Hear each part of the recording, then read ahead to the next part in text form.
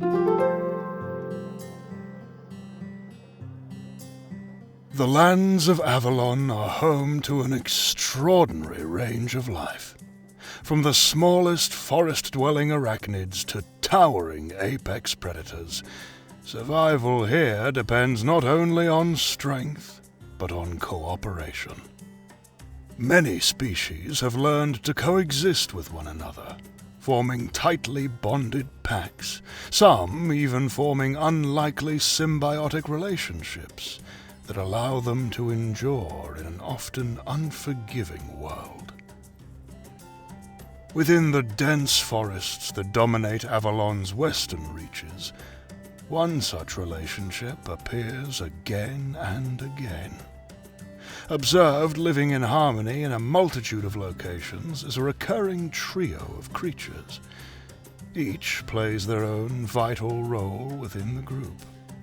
At its center stands a figure both revered and rarely challenged: the white stag. Believed to be a direct relative of the elusive Kirin, the white stag shares many of its draconic traits. It towers over the forest floor, standing more than 2 meters tall from hoof to the tips of its sweeping antlers. Its piercing sapphire eyes stand out against its pure white body. In direct sunlight, its pristine white scales catch the light, gleaming like polished marble among the shadows of the trees. While many might see this as a disadvantage, it often utilizes this to blind both its prey and the few predators that dare to hunt this mighty beast. At first glance, one might assume this beast to be cold-blooded, much like other dragonkin, yet closer observation reveals broad patches of dense snow-white fur, framing its head and encircling its legs. This is an adaptation that allows it to regulate its body temperature and thrive within Avalon's shifting climates. Sharing the white stag's territory is another, far smaller inhabitant of Avalon's forests: the tiny raboon. Found throughout much of the continent, this nimble mammal is among Avalon's most common species. Even when standing upright on its hind legs, a raboon reaches no higher than a stag's ankles. A stark contrast in size that belies the importance of their relationship. Raboons are opportunistic scavengers. In the wild, their diet is varied, consisting of insects, berries, roots, and any scraps of meat they can get their paws on. When living alongside a white stag, however, their fortunes improve considerably. The stag's hunts often leave behind remnants that the raboons claim as their own, ensuring little goes to waste in this shared ecosystem.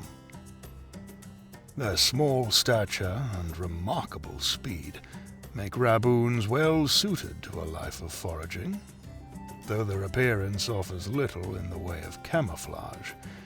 Pale blue fur and a bright yellow ringed tail make them easy to spot against the forest floor. Only the dark stripe running across their eyes helps break up their outline. For protection, raboons rely on concealment, darting into tree hollows or burrows which they excavate with their sharp and durable claws. As long as their fluffy heads can squeeze through an opening, no shelter is too small.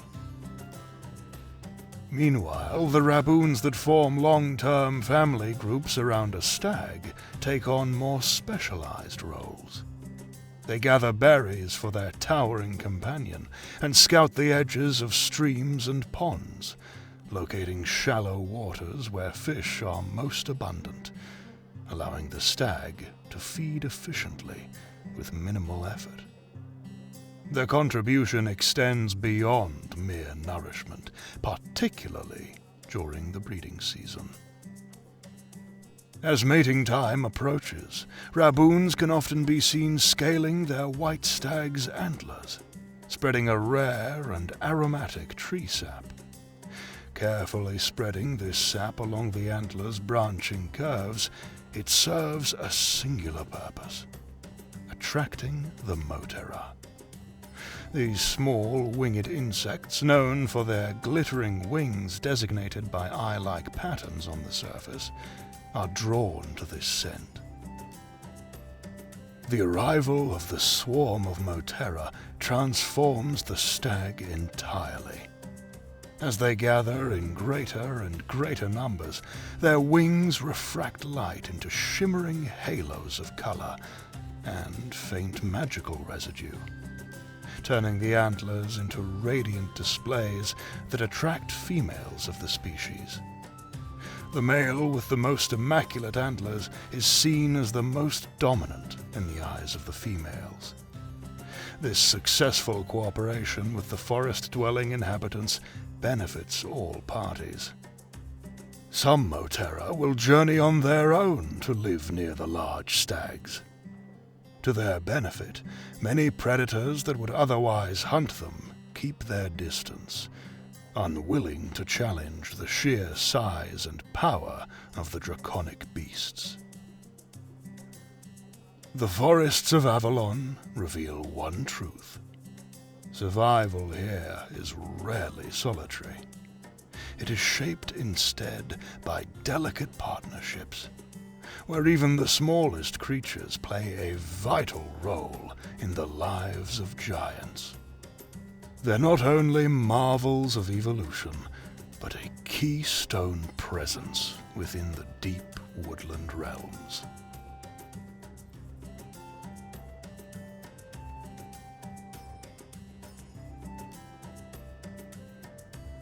Hello everyone, I am Cybertarian, writer and author for the Legends of the Goddess series. That was my new creature artist adding onto the team, Frejj.